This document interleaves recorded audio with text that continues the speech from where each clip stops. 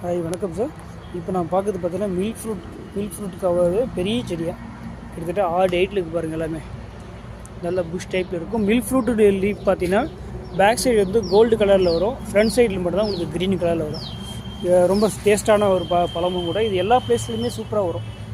செடி பாருங்கள், எல்லாமே சூப்பராக இருக்குது பாருங்கள். எல்லாமே 6-8 இருக்குது. எல்லாமே ஒரு 20 kg கவரில் ஸ்டெம்மெல்லாம் பாருங்கள், சூப்பராக இருக்குது பாருங்கள். ஸோ ஒரு 20 பீஸ் தான் இருக்குது. யார் ஃபஸ்ட்டு புக் பண்ணுறாங்களோ அவங்களுக்கு மில்க் ஃப்ரூட் வந்துடும். ஸோ நெக்ஸ்ட் இயர்லி இது வந்து பூக்கிற ஸ்டேஜ், பூ எடுத்து காய் வைக்கிற ஸ்டேஜ் தான். இது எல்லாமே பெரிய பெரிய பிளான்ட்டு பெஸ்ட்டாக இருக்குது பாருங்கள். இல்லை இது காஞ்சி மாதிரி நினைக்காதீங்க. இதோட லீஃபே அடி சைடில் வந்து கோல்டு கலர் இருக்கிறது தான். அடுத்து பேக் சைடு வந்து பார்த்திங்கன்னா ஃப்ரண்ட் சைடில் சில்வர் க்ரீன் கலரில் வரும் பாருங்கள். ஸோ நெக்ஸ்ட் இயர்லி பூ வந்து காய் வேறு ஸ்டேஜில் இருக்கிற மில்க் ஃப்ரூட்டு வேணுன்றவங்க புக் பண்ணிக்காங்க. எல்லாமே உங்களுக்கு பெரிய பெரிய பிளான்ட்டாக தான் இருக்கும். So thank you.